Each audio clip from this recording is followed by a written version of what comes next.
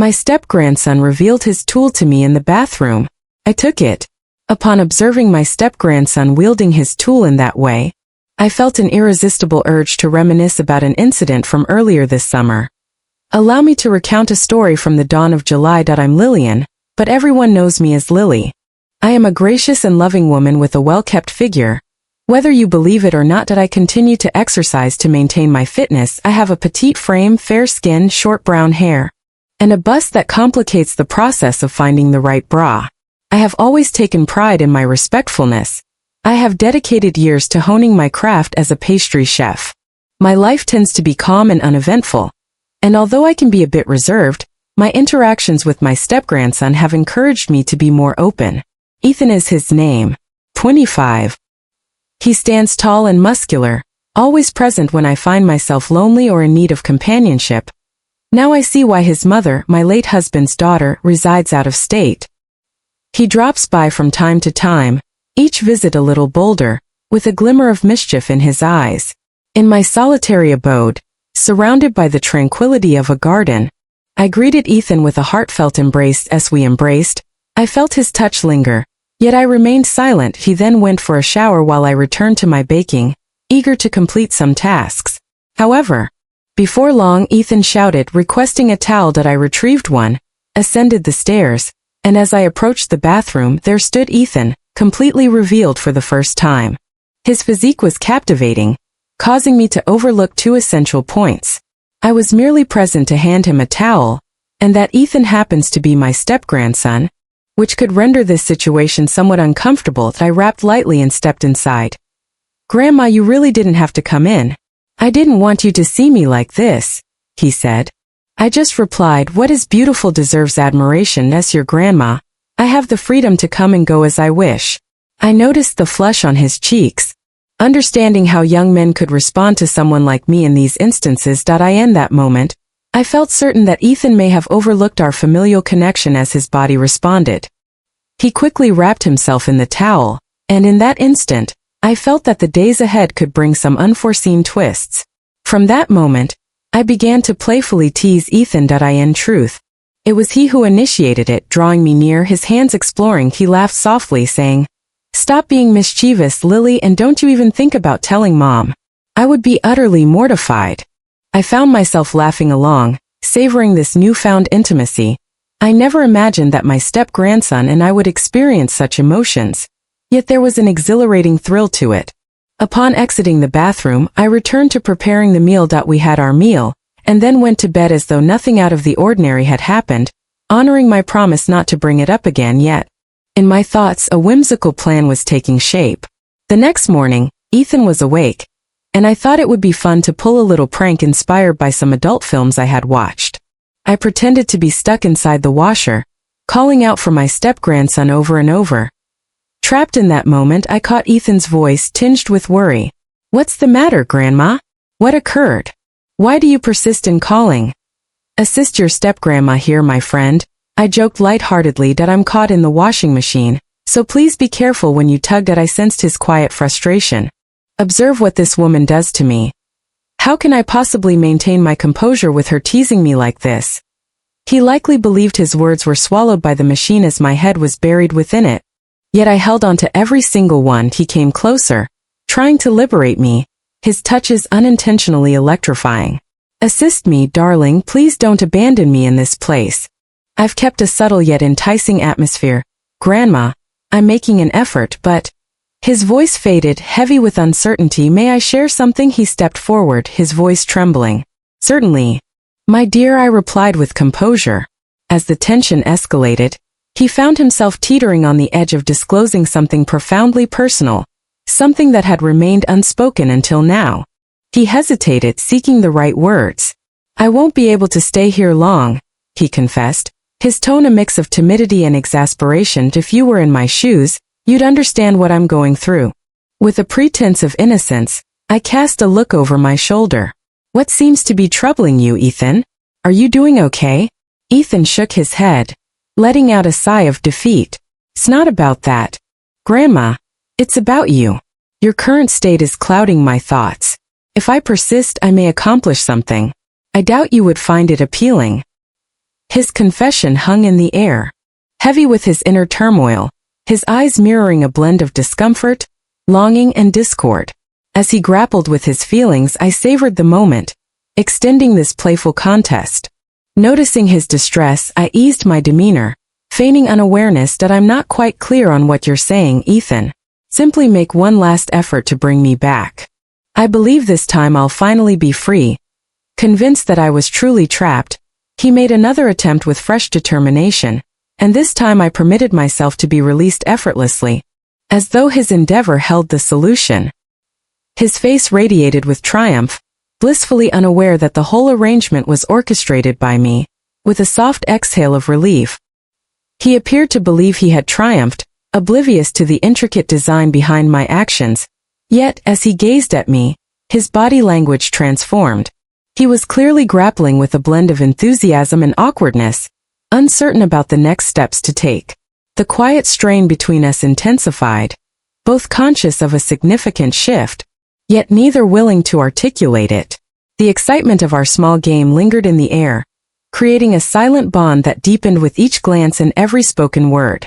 As he suddenly rose, declaring his need for a shower, it became evident that he was trying to flee the discomfort, perhaps in an effort to gather his thoughts. He seemed perplexed by the events that were unfolding, while I felt completely in control. Do you remember what I said earlier about being able to enter the bathroom whenever I want? That was a serious warning. I devised a plan, each move meticulously planned. The perfect moment was approaching, and I simply had to bide my time until the right opportunity to act presented itself. As he entered the bathroom, a chance presented itself. My heart raced, not from anxiety, but from the exhilarating thrill of what was to come. As I neared the door, I noticed a rhythmic sound, gentle yet clear, akin to soft applause. My curiosity got the better of me, and in a moment of impulsiveness, I crouched down to glance through the keyhole. Inside, Jackson sat in solitude, unaware of my existence. Lost in a personal reverie, it took me by surprise, awakening emotions within me that were completely unfamiliar. A blend of excitement and curiosity. There I was, captivated.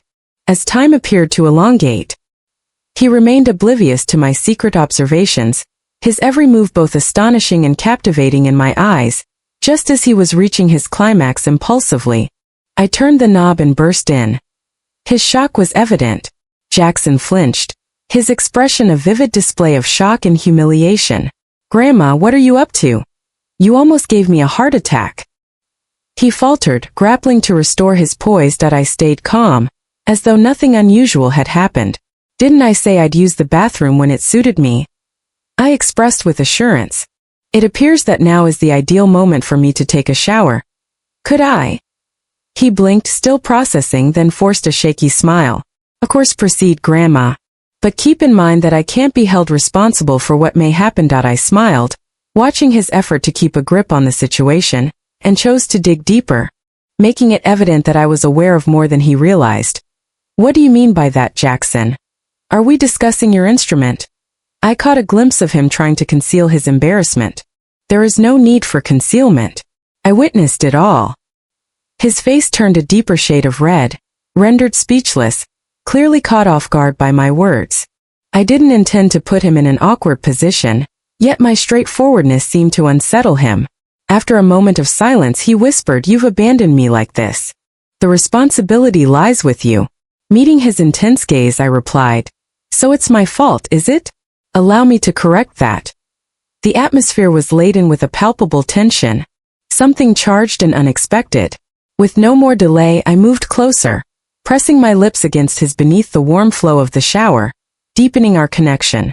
It was a spontaneous decision, unlike anything I had ever experienced, particularly with my step-grandson, a person I never envisioned sharing such closeness with. First, I astonished even myself. Yet as time went on, I discovered that I was truly savoring the experience. Every touch, every motion stirred something new within me, a mix of forbidden yet undeniably enticing. Reality was knocking, yet in that shower, it was solely our shared moment that held significance. He offered me a sly grin, a blend of astonishment and playful mischief. "You're quite remarkable, aren't you? You orchestrated this, didn't you?" His voice carried a blend of accusation and amusement, as he recognized his role in my game. "Just putting you to the test, my dear," I responded with a teasing grin. "Congratulations. You've achieved this with remarkable success." In that instant there were no limits separating us. The game was evident, and what had once been tension transformed into shared longing. We understood it was wrong, yet halting was impossible for us. Within that enclosed space, with water cascading around us, we encountered our initial genuine closeness, profound and nearly surreal, as though we existed in an alternate reality where nothing else held importance. Every touch, every movement carried an intensity, a feeling I had never experienced before. Time seemed to freeze as we delved into every facet of one another. Engulfed in a wave of exhilaration and camaraderie as it reached its conclusion, I experienced a profound sense of calm, while simultaneously buzzing with the vibrant energy of the events that had unfolded. About half an hour later, I stepped out of the bathroom, still wrapped in the warmth of our encounter, my breath coming in heavy gasps, my heart racing. The memory of our actions echoed in my mind, intertwining satisfaction with a sense of anticipation for what might still unfold, igniting a feeling of exhilaration within me. I stepped into the living room, anticipating his arrival, sensing an electric charge in the air, tangible even from different rooms. Perched on the sofa, still moist from the shower, I lingered, aware that it wouldn't be long before we could be drawn back into that undeniable longing. Before we dive deeper into this revealing story of unforeseen closeness, don't forget to subscribe to the channel and give it a thumbs up. As the minutes dragged on, I reflected on all that had transpired. Could this alter our connection? Was this merely the beginning of something beyond control? It was evident that that afternoon had transformed everything. There was no going back to the way things used to be. We were now connected in a completely different manner, and an instinct whispered that we would soon find ourselves pulled back into the fire we had started. Upon his return, he didn't merely take a seat next to me. He approached, so near that I could sense his breath. The air became rich with flavor, his intrigue unmistakable. Jackson's gaze fixed on me, captivating and intense, making my cheeks heat up with a familiar sense of embarrassment. He noticed, breaking the tension with a laugh, which I gratefully echoed, the awkwardness dissolving into something lighter, almost humorous. It was remarkable how quickly the atmosphere could transform between us, from a state of tension to moments of shared laughter. Then, unexpectedly, Jackson leaned in, playfully nuzzling my shoulder as if it were the most natural act in the world. My astonishment left me speechless. He laughed softly, his words playful yet filled with warmth. "Grandma, you are truly amazing. I cherish every aspect of you." Even with his light-hearted manner, the sincerity in his voice resonated with me, uncovering his genuine affection. When he said I looked beautiful, that he loved every detail about me, it resonated within me, stirring a joy I couldn't quite articulate. Maybe it was the sense of being appreciated once more, or the unwavering affection he showed so freely. Unsure of how to respond, I offered a shy smile, his words affecting me more deeply than I had expected. I felt my cheeks flush, an undeniable warmth spreading as I realized just how vulnerable I was in that moment. My dear Jackson rendered me speechless, yet filled with a smile. While I was still wrestling with my feelings, Jackson pressed a soft kiss to my cheek. It was a straightforward gesture, yet it overflowed with profound warmth. It filled me with warmth, a sensation I hadn't felt in quite some time. With that subtle action, he appeared to validate his affection and concern. I chose to let the moment unfold, permitting Jackson to express his affection openly, without worrying about what was right or wrong. Ultimately, I placed my full trust in him that he was my step-grandson, and I felt a true connection between us. "All right, Jackson, what would you like Grandma to do now?" I inquired with a grin, my concerns fading away. He gazed at me and declared, "It's all yours." We went back to the bathroom together, and this time everything felt even more heightened. The warm water flowed over us, amplifying every feeling. In silence we found our rhythm, each attuned to the other's yearnings. The bath transformed into a deeply personal experience, as though the warmth of the water and our proximity heightened every sensation. As the evening wore on, it occurred once more that we encountered each other in a silent dream, sharing glances and gentle caresses that conveyed so much more than words ever could. And so it went on, day after day throughout that week, as if time itself had decided to stand still. Every touch, every kiss, increasingly electrifying with each moment. I came to understand that I was living through the most remarkable week of my last 30 years, as if a part of me had been revitalized. My step-grandson had sparked something within me, revealing that there was still so much life to savor at 65. I felt an exhilarating sense of vitality, resolute in my commitment to fully embrace everything that life and my body had to give, unapologetic about my true self. Ultimately, existence does not impose a specific age to begin genuinely embracing life. Having found myself again, I am filled with an irresistible desire to venture out, connect with others, and embrace life alongside anyone eager to join me. I no longer fear the opinions of others. I embrace my existence and cherish each experience to the fullest. These recent experiences have unfolded like a captivating story, each moment revealing a fresh sense of liberation. I have no fear of others' opinions. Their views no longer shape my identity. If anyone wants to accompany me on this adventure, they are more than welcome, as I am prepared to embrace everything that life still has to offer, boundlessly. The moments I've shared are merely the start, and I have no doubt that there is a wealth of experiences yet to unfold. If you appreciated my narrative, consider subscribing to my channel and giving it a thumbs up. I would be delighted to share even more with you.